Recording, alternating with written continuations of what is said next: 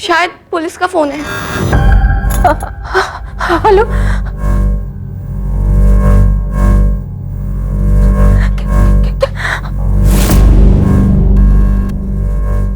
माँ, क्या हुआ माँ? बोलो माँ। सरला, क्या कह रही थी पुलिस? कंकाल ही तो इसका ही है। अचानक से एक एहसास होता है कि इर्द गिर्द कुछ है, शायद कोई है, दिख नहीं रहा है और कुछ है। किसी इंसान के साथ कुछ हुआ था, वो इंसान अब है नहीं। क्या एक मृत इंसान अपनी दास्तां बयां कर सकता है? क्या वो किसी तीसरे, किसी अनजाने को कोई सिग्नल भेज सकता है?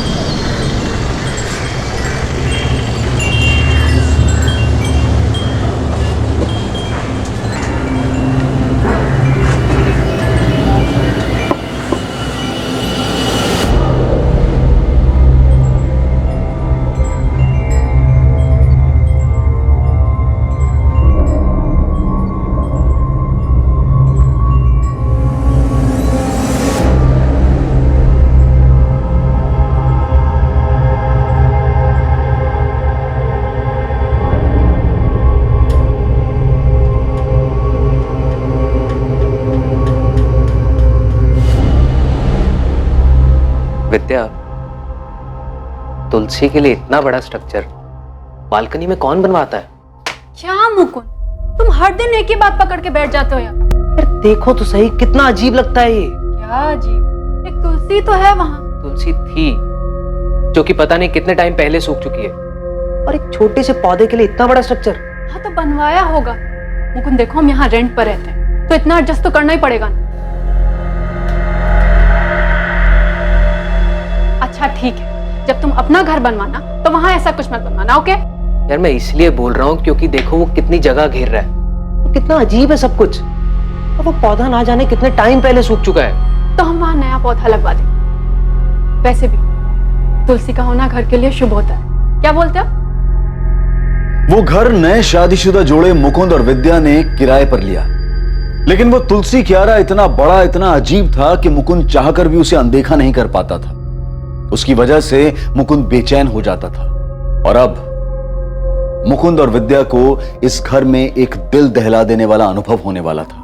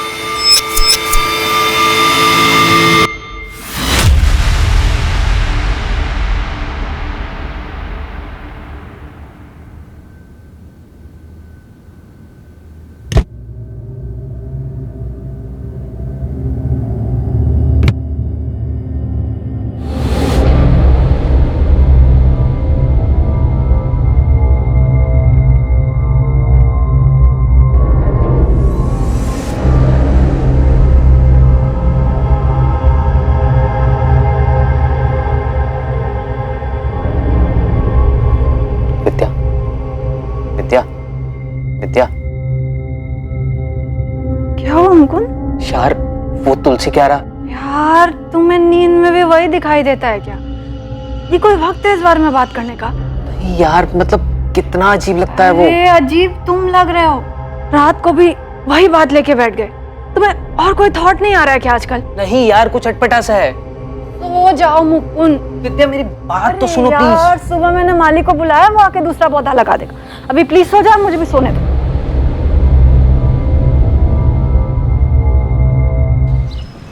तुलसी का पौधा एक बच्चे की तरह होता है मैडम, बहुत ख्याल रखना पड़ता है। रोज पानी दो, गमले की साफ सफाई रखो, और धूप भी मिलती रहनी चाहिए, वरना मुरझा जाती है तुलसी। जी भैया, मैं पूरा ध्यान रखूंगी। हाँ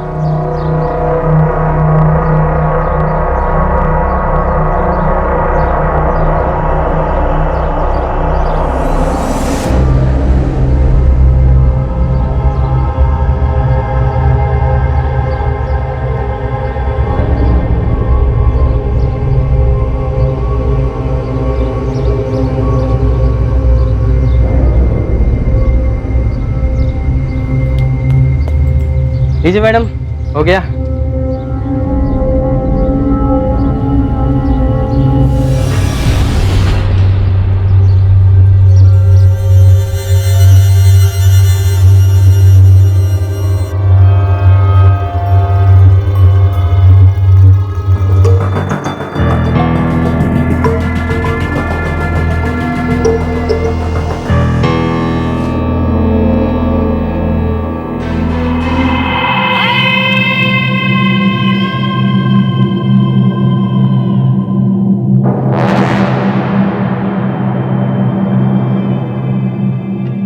विद्या, विद्या, विद्या।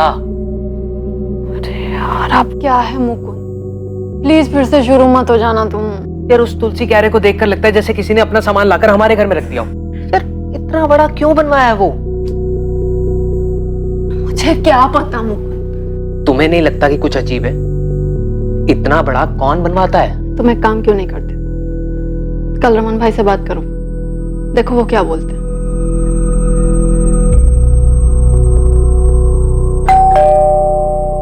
अरे क्या हुआ मुकुंद, अचानक से बुलाया, फोन पे भी कुछ बताया नहीं, कुछ प्रॉब्लम हुआ क्या? नहीं नहीं रमन भाई, कोई प्रॉब्लम नहीं है। आइए ना, अंदर आइए। रमन भाई घर बहुत अच्छा है, सब कुछ ठीक है यहाँ। हाँ हाँ। लेकिन वो बालकनी में। बालकनी में क्या हुआ? आप चलिए ना, मैं दिखाता हूँ आपको। चलो चलो चलो।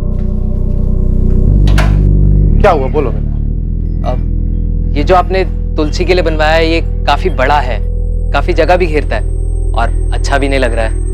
थोड़ा बड़ा तो है, लेकिन अभी बन गया तो क्या करें बोलो। अगर आप बोले तो हटवा दूं इसे। हटवाओगे मेरे को कोई दिक्कत नहीं है, लेकिन जो भी खर्चा होगा वो तुम देना, मेरे से मत मांग। हाँ हाँ, आप उसकी टेंशन मत लीजिए, मैं देख लूंगा वो सब। ये तोड़ने में जो टाइल वाइल टूटेगा, जो नुकसान होगा, उसका पैसा तुम्हारे डिपॉजिट में से काट लूंगा। आप उसके लिए बेफिक्र रहिए रमन भाई, मैं बहुत ध्यान रखूंगा उस चीज का। हाँ तो फिर करवाओ, चलो चलो। वो तुलसी क्यारा पूरा हटवाने की क्या जरूरत है, 2-3 ब्रिक हटवा के थोड़ा छोटा करवा दो ना बस। क्या दिक्कत है विद्या, अब तो रमन भाई ने परमिशन दे दी है ना। कोई प्रॉब्लम नहीं है, पर अभी अभी मैंने वो पौधा लगवाया है और अभी हटा देंगे तो घर के लिए अशुभ होगा ना। सिर्फ क्यारा हटवा रहा हूँ विद्या, पौधा हम किसी दूसरे गमले में लगा देंगे, तुम्हारे लिए साफ सफाई के लिए भी आसानी हो जाएगी, है ना? अरे बाबा, कल नया गमला ला दूंगा, तुम टांग देना उसे जहां मन करे, ठीक है? अच्छा सुन, एक काम करते हैं, पहले मिट्टी निकाल लेते हैं, उसके बाद क्यारा तोड़ते हैं। इससे हम लोगों का काम आसान हो जाएगा और ज्यादा मेहनत भी नहीं पड़ेगी।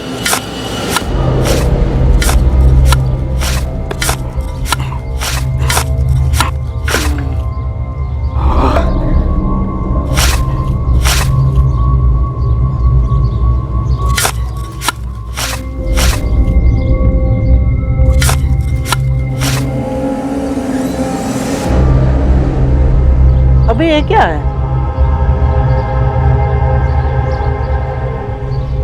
कपड़ा जैसा कुछ है क्या है यार? चल खींच, खींच, राजू खींच। भैया, भाभी। अरे क्या हो गया, क्यों चिल्ला रहे हो? भैया देखो उसमें है क्या अंदर, देखो भाभी देखो।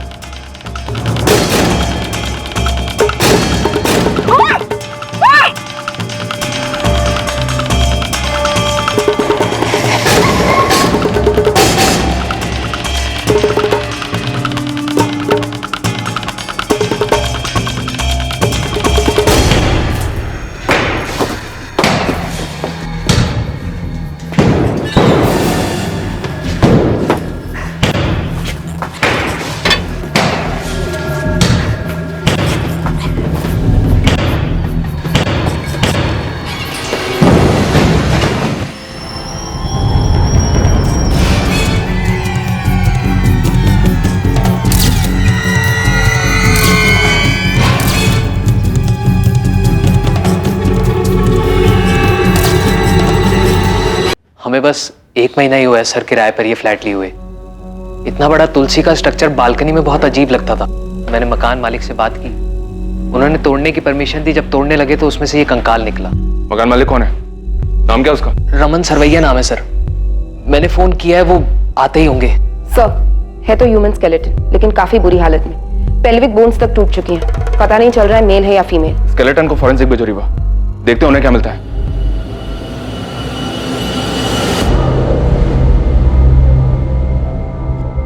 ये कहां से लाए तुम लोग? कहां से लाए क्या मतलब? अरे हम कहां से लाएंगे? आपका घर है, आप जानो कहां से आया। मन रहते तो तुम होने, और तुमने जिद किया था वो तुलसी क्यारा तोड़ने के लिए। उससे पहले तो कुछ नहीं निकला यहाँ पे। कैसी बात कर रहे हो रमन भाई? 1 महीना हुआ मैं यहाँ पे आए हुए, और तुलसी क्यारा के अंदर से निकला है ना वो, तो आपको नहीं पता होगा कहां से है वो? पता तो आप ही को होना चाहिए। किसका कंकाल है? मैडम, घर मेरा अपन, मैं रहता नहीं हूँ यहाँ पे, हमेशा से किराए पे ही है। और अब तो किराए पे भी कोई नहीं लेगा, सब डर जाएंगे। कितना नुकसान हो गया मेरा। रमन जी, आपको इस बात का जरा सा भी अंदाजा है कि क्या हुआ यहाँ पे? हाँ, समझ रहे हैं आप इसका मतलब? आपके घर से मानव कंकाल मिला है। किराए की बात तो बहुत दूर रही, हम आपके इस घर को सील करने जा रहे हैं। और चुपचाप हमें यह बताइए, ये कंकाल किसका है और किसने दफनाया इसे यहाँ पे? रमन जी बोलिए, कहां से आया कंकाल? मुझे नहीं मालूम, 10 साल से किराए पे ही है। तो क्या 10 साल पहले दफनाया था इसको? हाँ, पता नहीं। तो फिर ये यहाँ आया कहां से? किसने दफनाया? तुलसी क्यारा आप ही ने बनवाया है ना, उसी में से निकला है। नहीं, हाँ, वो हितेश और धर्मेश ने बनवाया तुलसी क्यारा। हितेश, थोड़ा बारीक बारीक काटना। हाँ, नहीं तो गरारे नहीं बनेंगे। देखना किसका फोन है। हेलो, तो धर्मेश मैम वो भी बात नहीं कर सकते, वो थोड़ा बिजी हैं। अच्छा, वैसे तुम्हें पता चला कि नहीं, धर्मेश की शादी फिक्स हो गई है। कौन है? आरती। मरवा के मानेगा यार। अच्छा ये लो, धर्मेश से बात करो। देखो कितना शर्मा रहा है, लड़की की फोटो भी नहीं दिखा रहा मेरे को। ये लो, बात करो उससे, पूछना इससे कौन है। तो बजिया था ना। क्या आरती, तुम भी मजाक कर रहे थे? दोनों मामा भांजे थे, लेकिन रहते एकदम दोस्त जैसे थे। करते क्या थे? वो कोई कंसल्टेंसी कंपनी में काम करते थे। ये तुलसी क्यारा किसने बनवाया था, मामा ने या भांजे ने? हितेश, मुझसे हितेश ने बोला था, भांजे ने। रमन भाई रेंट। हाँ। अच्छा वो रमन भाई, एक रिक्वेस्ट है। बोलो बोलो। हम लोग क्या सोच रहे थे कि वो बालकनी में एक तुलसी क्यारा बना लेते हैं। तुलसी क्यारा? जी हाँ, एक छोटा गमला ले आओ ने, तुम्हारा काम भी हो जाएगा और सस्ते में हो जाएगा। बोलो। नहीं, वो गमला तो बहुत छोटा हो जाएगा ना, तो 2-3 महीने में सूख जाता है। तो फिर हम सोच रहे थे कि थोड़ा बड़ा बना लेते हैं। हाँ, तो कितना बड़ा? आइए आपको मैं दिखाता हूँ।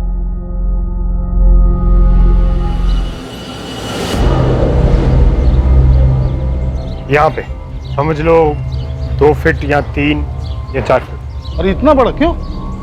अरे रमन भाई बचपन से इसको तुलसी का शौक है, इसके घर में भी तुलसी है, जिद कर रहा था। अब मैं कहा रमन भाई से बात कर ले। अपन बोला ना, गमला ले लो, ये तोड़ने ओड़ने का काम बच जाएगा और अच्छा भी नहीं लगेगा, इतना बड़ा बोल रहा हूँ। अरे रमन भाई, आप उसकी बिल्कुल चिंता मत करो, मैं एकदम अच्छे से बनवा दूंगा और पता भी नहीं चलेगा कि बाद में बना है। अरे रमन भाई बनवाने दो। प्लीज रमन भाई। अच्छा सुनो, अगर बनवाना है ना तो अपने खर्चे पे बनाना, मैं दूंगा नहीं पैसा एक भी। हाँ, और नुकसान नहीं होना चाहिए। चलो बनाओ, अगले महीने आता हूँ।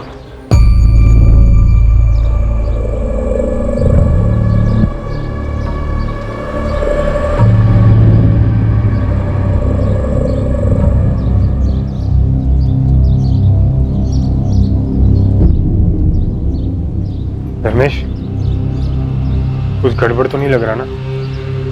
एकदम परफेक्ट, इससे काम हो जाना चाहिए। पक्का? मतलब ऐसा तो नहीं लगेगा ना ये बालकनी के साथ नहीं बनाया? नहीं, सही हो गया। फिर भी एक बार चारों ओर से देख के बताओ ना, मतलब पक्का कुछ पता नहीं चल रहा है ना? देख, तो तू नहीं बताएगा ना, किसी को पता नहीं चलेगा। अब कहाँ हैं दोनों मामा भांजे? पता नहीं मैडम, बाद में पता चला कि दोनों गायब हैं। मतलब मिसिंग? कैसे और कब से गायब है? ये तो पता नहीं, लेकिन यहाँ से जाने के कुछ दिन बाद गायब हो गए। कहाँ गए किसी को मालूम नहीं। अभी ज्यादा कुछ तो नहीं, लेकिन इतना बता सकती हूँ कि ये नेचुरल डेथ नहीं थी, ये एक मर्डर था। जी, जिस तरह से बॉडी को छुपा कर रखा गया था, नेचुरल डेथ तो नहीं लगती, मर्डर ही हो। अब बता सकते हैं मौत कैसे हुई होगी? यस सर, ये देखिए, स्कल पे बहुत गहरा निशान है, सर पर किसी चीज से बहुत जोर से वार किया गया होगा। भाई रिब केज पे एक पसली टूटी हुई है, साफ जाहिर होता है किसी धारदार चीज से स्टैब किया गया है। मारने वाला कौन होगा? आई मीन मेल या फीमेल? अभी तो ये बताना मुश्किल है क्योंकि इनका पेल्विक स्ट्रक्चर टुकड़ों में है और उसे असेंबल करने में थोड़ा वक्त तो जाएगा ही। जेंडर कंफर्मेशन और उम्र पता लगाने के लिए हमें कुछ टेस्ट और करने होंगे। सबसे पहली चौंकाने वाली बात थी कि कंकाल घर के उस स्ट्रक्चर से मिला था जिसे तुलसी के पौधे के लिए बनाया गया था। दूसरी हैरान करने वाली बात यह कि जिस धर्मेश और हितेश ने इसे बनवाया था वो दोनों खुद ही लापता थे। और तीसरी बात यह कि ऐसा हत्या को छुपाने के लिए किया गया था। अभी तक ये पता नहीं चल पाया था कि वो कंकाल किसी महिला का था या फिर पुरुष का।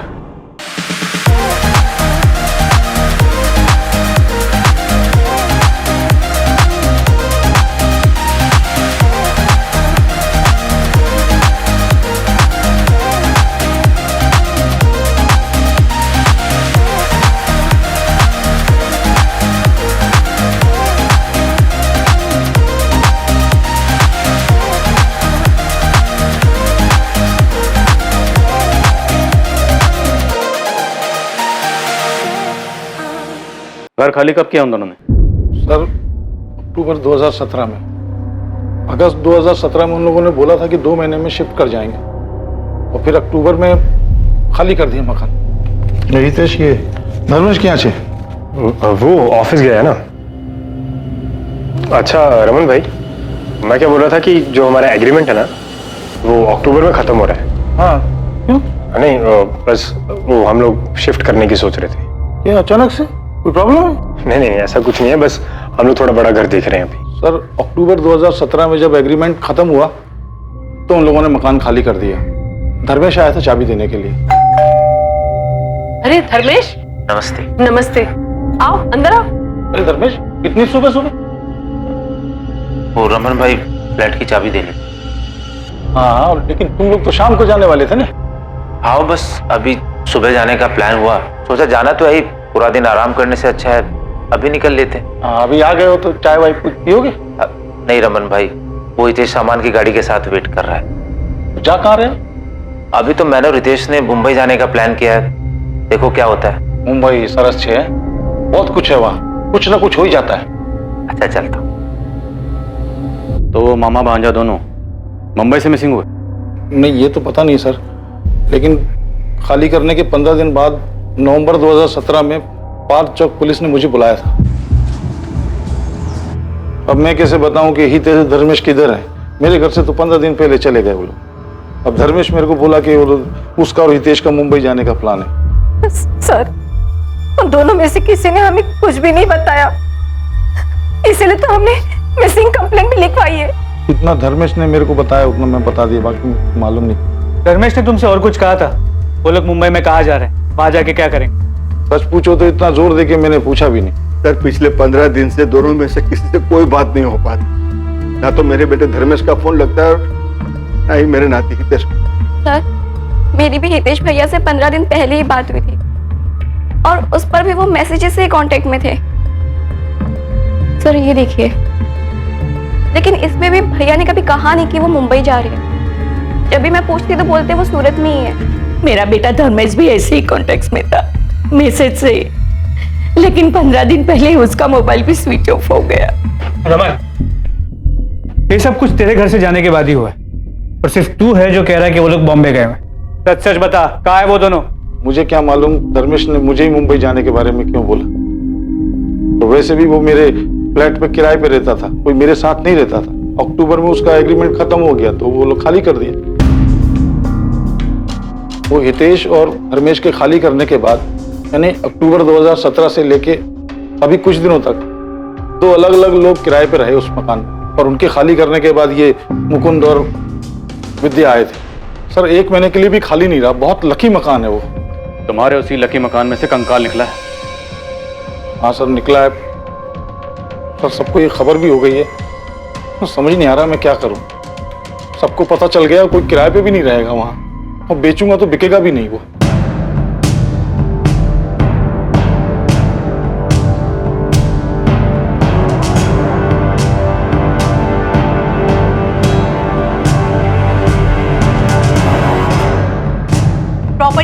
दाम बढ़ने के साथ ही किराए पर रहने का चलन भी बहुत बढ़ा है। लेकिन क्या आप नए घर में जाने के पहले उस घर की बारीकी से जांच और पड़ताल करते हैं कि वहां पहले कोई अपराध या क्राइम तो नहीं हुआ? पूरा सूरत हैरान है कि ये कंकाल हमेशा से इस घर के अंदर एक तुलसी क्यारा में दबा हुआ उन दोनों किराएदारों की आंखों के सामने ही था, लेकिन उन्हें इस बात का बिल्कुल भी अंदाजा नहीं लग पाया था।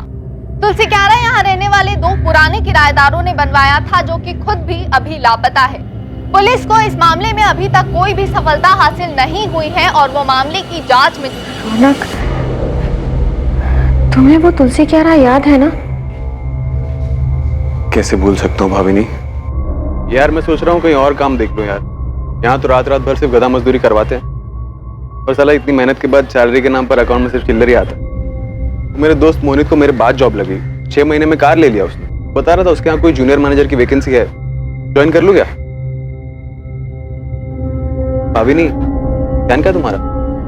कुछ नहीं रौनक, बस मैं यही सोच रही थी कि बालकनी में इतना बड़ा तुलसी क्यारा बनवाने की क्या जरूरत थी। हद है यार, मतलब मैं क्या पूछ रहा हूँ, तुम क्या बोल रही हो यार? इस हैरत अंगेज क्राइम की पल पल की खबर हम आप तक पहुंचाते रहेंगे, बने रहिए हमारे साथ। हितेश और धर्मेश के बाद जो किराएदार रहने के लिए आए थे, क्या नाम बताया उनका? वो रौनक और भाविनी सर। अभी कहाँ है? एड्रेस तो नहीं पता सर, लेकिन सूरत में ही है कहीं। फोन नंबर तो होगा? जी। धर्मेश और हितेश को अब ढूंढना मुश्किल होगा शायद। हम लोग हर जगह देख चुके, मुंबई पुलिस की भी मदद ली थी, इनके फोटोज और डिटेल्स वहां भी भिजवाए, लेकिन कुछ निकला नहीं। तो क्या केस वैसे ही रह गया? और कर भी क्या सकते, किसी करीबी को कोई अंदाजा नहीं और दोनों की फैमिलीज को कुछ भी नहीं पता।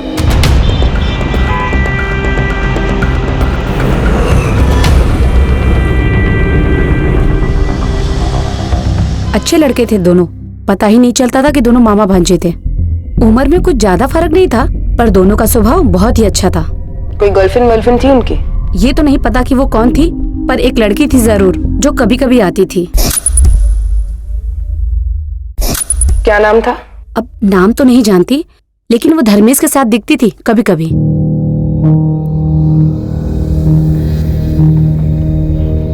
बहन कैसे आप? मजा मा धर्मेश, तू कैसा है? एकदम अच्छा, चलो मिलते हैं बाद में।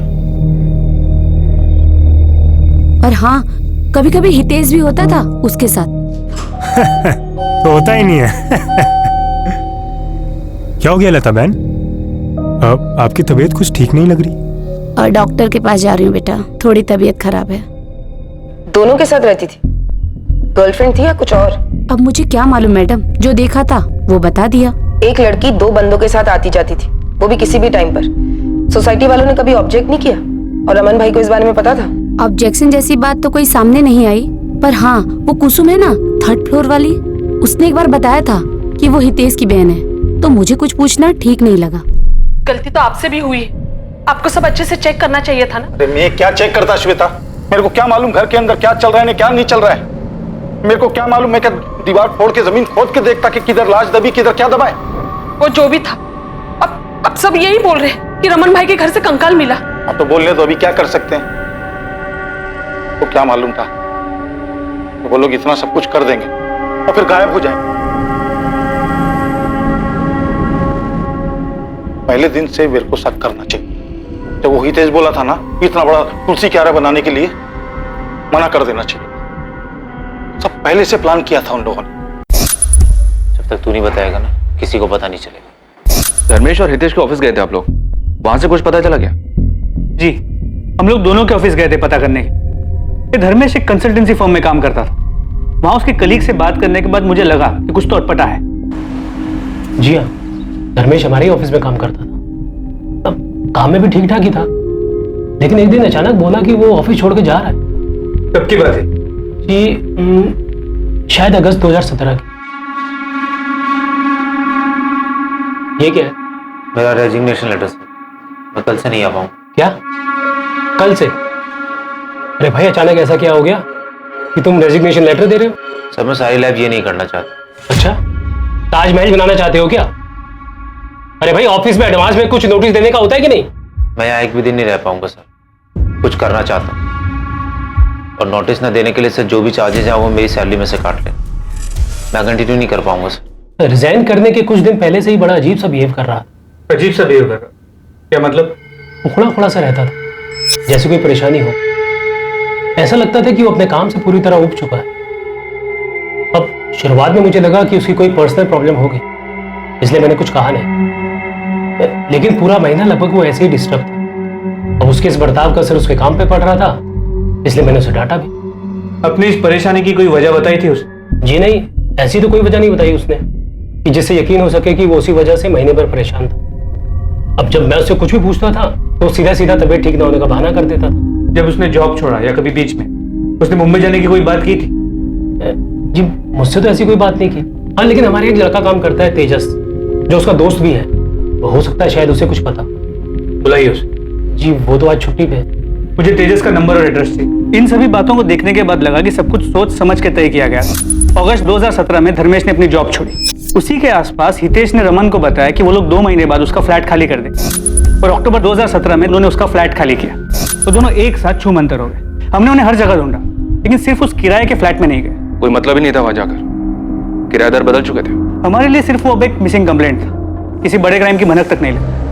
और कोई सोच भी कैसे सकता है कि घर के अंदर बने तुलसी क्यारा के अंदर कोई लाश दबा के रख सकता है? शायद ये सब कुछ पहले से फिक्स था, इसीलिए वो तुलसी स्ट्रक्चर बनवाया गया और उसके अंदर लाश डाली गई। फिर कुछ दिन रुक कर देखा, और जब यकीन हो गया कि सब कुछ ठीक है तो निकल गए वहां से।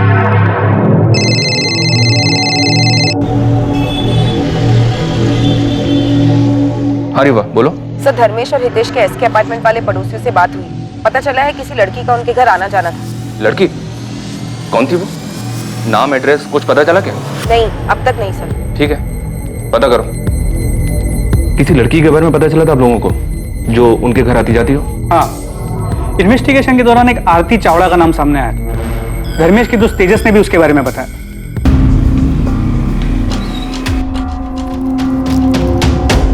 धर्मेश और हितेश कहाँ हैं तेजस? सर मुझे नहीं पता सर। सर मेरी दोस्ती तो सिर्फ धर्मेश से थी, हितेश से मेरा कोई लेना देना नहीं है सर। इनफैक्ट नौकरी छोड़ने के बाद उसने मेरा फोन उठाना भी बंद कर दिया, और थोड़े दिन के बाद उसका नंबर भी स्विच ऑफ आने लगा। तेजस, तुम ये तो जानते होगे कि ये दोनों लापता है। दोनों की फैमिलीज ने मिसिंग कंप्लेंट भी फाइल की। हाँ सर, हमारे टीम लीडर सुयश सर ने बताया था मुझे। धर्मेश ने तुम्हें कभी मुंबई जाने के बारे में कुछ बताया था? नहीं सर। ऐसे अचानक से क्यों छोड़ रहा है? तूने मुझे भी नहीं बताया। कोई दूसरी जॉब मिल गई क्या? तो अचानक क्यों छोड़ रहा है? कुछ छुपा रहा है ना तू मुझसे? वो हितेश के साथ मिलके कुछ बड़ा प्लान कर रहा है ना तू? क्या मतलब? क्या कर रहा हूँ मैं? मतलब साफ है, कोई ऐसे जॉब क्यों छोड़ेगा यार? मतलब तुम दोनों मिलके कुछ बड़ा बिजनेस प्लान कर रहे हो। हाँ, वो अभी सोच रहा हूँ करने की। कुछ होगा तो बताऊंगा ना तुझे। इसके अलावा कुछ और नोटिस किया था? कोई लड़की वड़की का चक्कर? सर उसने कभी कुछ सामने से बताया नहीं सर। धर्मेश और हितेश के कॉल रिकॉर्ड्स में एक कॉमन नंबर मिला है। इस लड़की आरती का है। इसे कभी देखा है? सर कभी उसने किसी से मिलवाया नहीं और ना कभी कुछ बताया, पर वो फोन पर किसी से बात तो जरूर करता था। कोई लड़की थी, अब वो लड़की यही थी या कोई और, ये नहीं पता सर मुझे। तो ये आरती आप लोगों के हाथ लगी थी क्या? नहीं, उसका भी फोन बंद आ रहा था। उसके फोन डिटेल्स में जो उसका सूरत का एड्रेस था, हमने वहां जाके चेक किया। हाँ सर, ये मेरी ही किराएदार थी, लेकिन आप इसे क्यों ढूंढ रहे हैं? यहाँ से कहाँ गई? इसकी डिटेल्स होंगी ना, रेंट एग्रीमेंट तो हो गई। यहाँ से कहाँ गई ये तो पता नहीं सर, लेकिन फरवरी में वो यहाँ से चली गई थी और उसके बाद नया किराएदार आ गया तो मैंने भी एग्रीमेंट फेंक दिया। एग्रीमेंट फेंक दिया? तो क्या करता सर, यहाँ तो किराएदार आते जाते रहते हैं, और एक बार किराएदार यहाँ से चला जाए तो फिर। अपने किराएदारों के डिटेल्स आप किसी बुक में तो लिख के रखते होंगे ना? यहाँ से जाने के बाद या आने से पहले किसी ने कोई कांड किया तो? नहीं सर, अब क्या पता था कि किराएदार के एक बार जाने के बाद फिर उसे दोबारा कांटेक्ट करना पड़ेगा। लेकिन सर मैं अपने यहाँ सिर्फ शरीफों को ही कमरा किराए पर देता हूँ। शक्ल देखकर बता सकते हो कौन कांड करेगा कौन नहीं? सबसे खतरनाक मर्डर भोली शक्लों वाले लोग करते हैं। आरती ने कोई मर्डर किया है सर? वो हम इन्वेस्टिगेट कर रहे हैं। 2 लड़के गायब हैं और उनकी फैमिलीज ने मिसिंग कंप्लेंट फाइल की। आरती उन्हें जानती थी और आरती का भी फोन बंद आ रहा है। ये आरती जॉब कहाँ करती थी? किसी सॉफ्टवेयर कंपनी में HR में थी। उसके बाद भी हमने आरती को ट्रैक करने की कोशिश की। फिर हमें लगा कि शायद उनके रिलेशन के बारे में उनकी फैमिलीज को पता नहीं था। शायद धर्मेश आरती को लेकर भाग गया था और हितेश ने उनकी मदद की, लेकिन आगे की इन्वेस्टिगेशन में ऐसा कोई लिंक सामने नहीं आया। और ये हितेश जहाँ काम करता था वहां से कुछ पता चला? हितेश एक टूर्स एंड ट्रेवल्स की कंपनी में काम करता था। हितेश वो तो गजब का धोखेबाज निकला सर। अगस्त 2017 को सैलरी निकाला मेरे पास और उसके बाद तो उसने दर्शन ही नहीं दिया। कितना फोन किया मैंने पर लड़का बात करने तक को राजी नहीं। उसके बाद कभी उससे कांटेक्ट हुआ? बस सर एक मैसेज किया था उसने, जगन भाई मैं काम छोड़ रहा हूँ, दूसरा काम पकड़ लिया है। अब मैं उसको क्या बोलता सर। शिरडी का 2 टूर सर पर था जो इस हितेश के भरोसे बुक किया था मैंने, लेकिन वो साला तो टांग दे गया ना। हितेश की बहन नमिता, माँ सरला, पिता दलपत, धर्मेश के पेरेंट्स कोकिला और हसमुख, उन दोनों की खोज खबर लेने के लिए महीनों तक फोन करते रहे। शुरू में तो वो हर हफ्ते पुलिस स्टेशन आते थे, फिर वक्त भी था तो आना बंद किया, पर पूरे 1 साल तक वो लोग फोन करते रहे और शायद वो लोग भी ये बात समझ गए, इसलिए अक्टूबर 2018 के बाद उन्होंने कभी फोन नहीं किया। इतनी इन्वेस्टिगेशन की आप लोगों ने, कहीं किसी मोड़ पर आपको ऐसा लगा क्या कि ये दोनों किसी गलत काम में थे? सुनील, ऑफ द रिकॉर्ड कहूं तो एक पल के लिए लगा था कि इन लोगों ने ऐसा ही कोई क्राइम किया है और इसीलिए भाग रहे हैं, लेकिन ये प्रूव करने के लिए हमारे पास कोई भी सुराग नहीं थी और फिर हम दूसरे केसेस में बिजी हो गए। लेकिन हमें कभी भी ऐसा नहीं लगा था कि इन्होंने उस किराए के फ्लैट में इतना बड़ा कांड करके लाश को दफन किया। यस, अगर वो कंकाल सामने नहीं आता तो किसी के लिए भी इस बात का अंदाजा लगाना बहुत मुश्किल था। हम लोग हार्ड एंड क्रिमिनल्स पे नजर रख के क्राइम को कंट्रोल कर सकते हैं, लेकिन कोई ऐसे लोगों का क्या करे? इनके तो घर वालों को भी नहीं पता होता कि इनके दिलों में क्या चल रहा है। बादशाह पुलिस को उनकी तहकीकात में कोई लीड नहीं मिली? नहीं सर, कोई लीड नहीं मिली। लेकिन यह भी अजीब है सर कि हितेश और धर्मेश के बाद रौनक और भाभी नहीं उसी घर में किराए पर रहे, पर उन्हें भी कोई स्मेल नहीं आई। पक्का बहुत मेहनत की होगी सर दोनों ने लाश को छिपा कर रखने में। ये भी मेक श्योर किया होगा कि कोई स्मेल ना आए। पूरी तसल्ली करने के बाद ही घर छोड़ा होगा।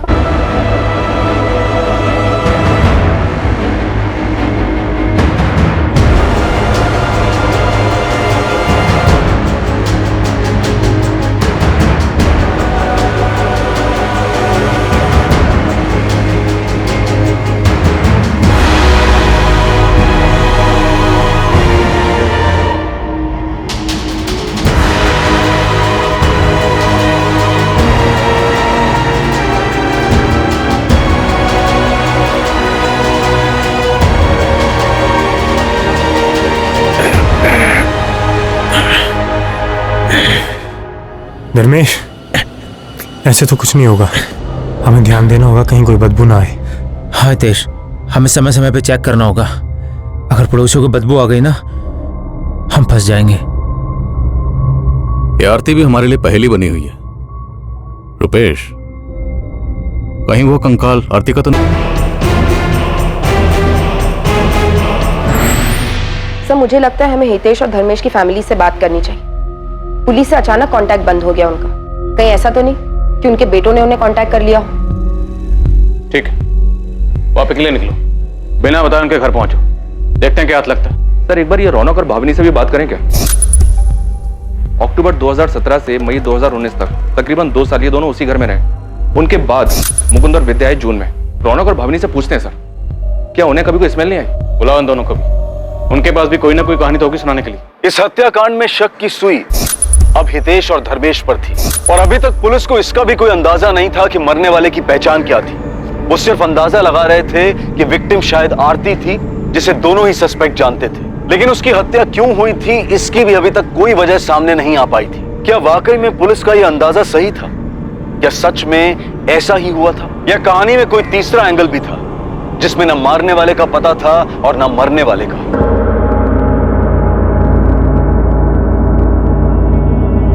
पुलिस की एक टीम हितेश और धर्मेश की फैमिली को ढूंढते हुए गुजरात के एक छोटे से शहर वापी पहुंचती है, जहां हितेश और धर्मेश की फैमिली रहती थी। दूसरी तरफ सूरत पुलिस ने रमन के पुराने किराएदार रौनक और भाविनी को पूछताछ के लिए थाने बुलाया, जो कि उस घर में धर्मेश और हितेश के जाने के बाद रहने आए थे। रमन सरवैया का 12 SK अपार्टमेंट्स वाला किराए का वो फ्लैट सील कर दिया गया। रमन सरवैया डर और फिक्र में परेशान हो रहा था, क्योंकि उसका घर अब क्राइम सीन बन गया था। इसके साथ ही फॉरेंसिक ये पता करने में लगी हुई थी कि मरने वाला आदमी था या औरत, और ये मर्डर कितने वक्त पहले हुआ होगा। तुम लोगों ने कुछ नहीं किया तो फिर डर क्यों रहे हो? कैसे नहीं डरे सर, 2 साल रहे हम उस घर में। जब से कंकाल के मिलने की बात पता चली है, रातों की नींद गायब हो गई सर हमारी। सर हमने किसी से कहा नहीं, लेकिन वो 2 साल बहुत मुश्किलों भरे थे, इसलिए घर चेंज किया। अब समझ आ रहा है वो दिन इतने मुश्किलों भरे क्यों थे, क्योंकि सर वो घर ही मानूस था। हम तो हमारे नए फ्लैट ओनर से पिछले किराएदार के बारे में 4 बार बात कर चुके हैं। रौनक, मैं समझ सकता हूँ कि तुम लोग किस डर से गुजर रहे थे, पर क्या आप लोगों को वाकई कोई स्मेल नहीं आई? या पता नहीं था कि किस चीज की स्मेल है, इसलिए इग्नोर किया? सच में सर, वहाँ कोई स्मेल नहीं थी। लेकिन वो तुलसी क्यारा देखकर बड़ा अजीब सा लगता था। इतना बड़ा तुलसी क्यारा बनवाया क्यों था? हमने सोचा कि रमन भाई से बात करें, लेकिन हम कुछ नहीं बोले। अगर वो बुरा मान जाते तो हमें अगले दिन घर खाली करवा देते। वो तुलसी क्यारा रमन भाई ने बनवाया था? घर उनका था, इसीलिए हमें लगता है उन्हीं ने बनवाया।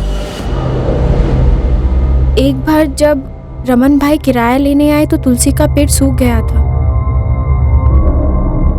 हाँ, पूरे हैं। रमन भाई चाय। हाँ, अरे ये तुलसी में पानी नहीं डालते क्या? देखो ना कितना सूख गया है। अब याद से डाल दूंगी। वो रमन भाई, हमको पेड़ पौधों का शौक नहीं है ना, इसीलिए कभी ध्यान नहीं दिया। नहीं, मेरे को भी पेड़ पौधे का ज्यादा शौक नहीं है, लेकिन अभी घर में है तो सुखा के तो मार नहीं सकते ना।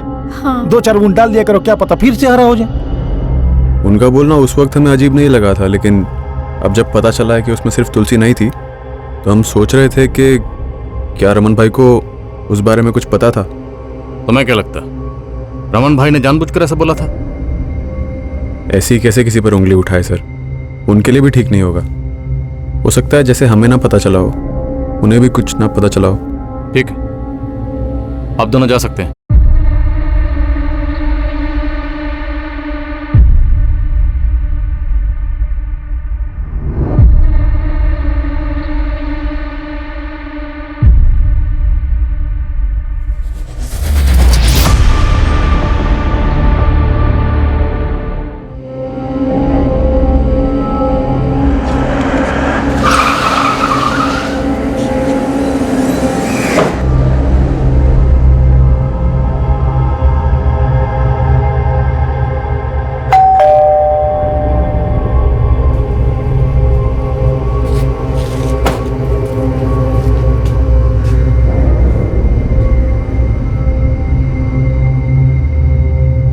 वो दोनों जिस घर में रहते थे वहां से कंकाल मिला हमें। उस घर में तुलसी, क्यारा, धर्मेश और हितेश नहीं बनवाया था। कंकाल? मतलब हड़पिंजर? हाँ, लाश छिपाई है उन्होंने, जो कंकाल बनकर अब सामने आई है। हमें शक है कि दोनों ने मिलकर मर्डर किया है, इसीलिए 2 सालों से फरार हैं। क्या बोल रही है मैडम आप? एक तो आप उन दोनों का पता नहीं लगा पा रही है, और ऊपर से इस तरह का बेकार इल्जाम लगा रही है उन पर। देखो, बेवजह नाम मत घसीटो दोनों का। कोई सबूत है या बस ऐसे ही तुम्हारे वादों की तरह तुम्हारे दावे भी खोखले, हवा हवाई? इसलिए तो आए हम लोग यहाँ पे। बस एक बार वो दोनों हाथ लग जाएं, वो खुद आप लोगों को बता देंगे। फिलहाल आप लोग हमें बताइए कि वो दोनों कहाँ हैं। हम कैसे बताएं मैम? जाके अपनी पुलिस से पूछिए ना। हमने तो मिसिंग कंप्लेंट दर्ज करवाई थी दोनों की, तब तो आपको कुछ नहीं मिला था। साथ मत दीजिए उनका। मर्डर हुआ है यहाँ प्लान तरीके से। मान लीजिए हमारे बच्चों ने ऐसा कुछ किया हो, जो कि हो नहीं सकता। चलिए एक बार के लिए मान लेते, और ये भी मान लेते हैं कि हमें पता था, तो फिर हम पुलिस स्टेशन में मिसिंग कंप्लेंट करवाने क्यों जाते? एक लड़की के बारे में पता चला हमें, जिसका उनके घर पे आना जाना था। आरती नाम है उसका, धर्मेश की गर्लफ्रेंड थी। कुछ पता है आप लोगों को उसके बारे में? सच में हमें कुछ नहीं पता। उन दोनों ने हमें कुछ भी नहीं बताया था। इससे पहले जो पुलिस आई थी ना, उन्हें भी हमने ये सारी बातें बता दी थी। मैम, पहले वाली पुलिस को भी आरती के नाम के अलावा उसके बारे में कुछ नहीं पता था। और एक बात, आपके आंगन में जो तुलसी का पौधा है, हितेश को पसंद था क्या? हाँ मैडम, उसे रोज सुबह तुलसी के पत्ते खाने की आदत थी। आप दोनों एक बात याद रखिए, धर्मेश और हितेश अपराध करके भागे हुए मुजरिम हैं। उन दोनों में से किसी को भी छुपाना अपराध करने जैसा ही है। तो अगर कुछ भी पता चले तो आप लोग हमें इन्फॉर्म करेंगे तुरंत।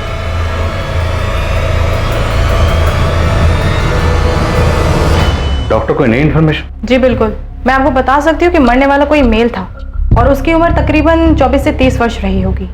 और मौत कितना अर्सा पहले हुई थी? हमने जो बोन टेस्ट किए हैं उससे तो यही पता चलता है कि स्केलेटन 2 से 4 साल पुराना है। सर, अभी तक उस घर में 4 किराएदार रह चुके।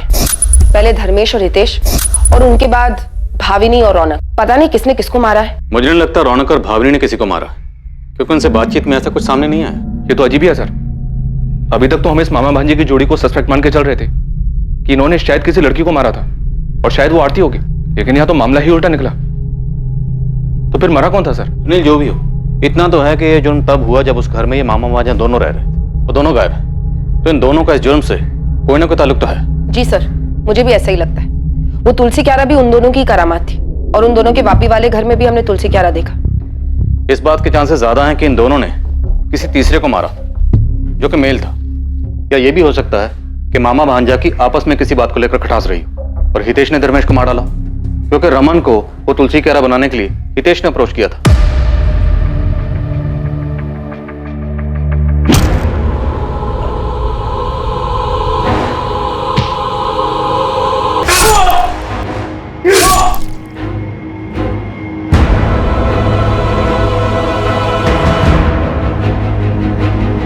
लेकिन सर, इसका उल्टा भी तो हो सकता है धर्मेश ने हितेश को मारा हो, क्योंकि मकान मालिक को चाबी देने के लिए धर्मेश ही गया था।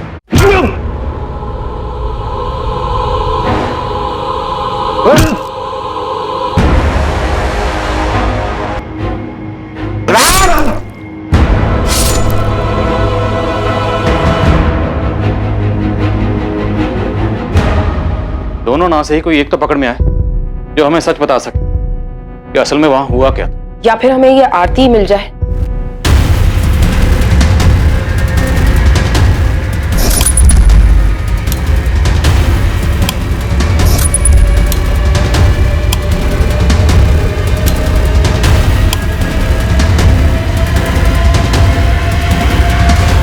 सबसे पहले कौन पुलिस की गिरफ्त में आएगा? मरने वाला कौन था? क्या वाकई में धर्मेश और हितेश का इस हत्या से कोई ताल्लुक था? इन्वेस्टिगेशन टीम के लिए बहुत ही मुश्किल केस था, जिसमें अभी बहुत सी बातें सामने आनी बाकी थी और बहुत से चौंकाने वाले खुलासे होने बाकी थे। लेकिन जांच पूरी हुई, अपराध, अपराधी, मकसद सब कुछ सामने आया और इन सभी सवालों के जवाब में इस केस का रहस्य दफन था। मिलेंगे इस हैरत अंगेज केस के दूसरे और आखिरी भाग में, जहां हम खुलासा करेंगे कि वो कंकाल किसका था जो कभी सांस लेता था। अब मैं अनूप सोनी आपसे विदा लेता हूं, फिर मुलाकात होगी। और याद रखें, क्राइम और आपके बीच में सिर्फ इतना फर्क है कि आप कितने सतर्क हैं। सतर्क रहें, सुरक्षित रहें। जय हिंद।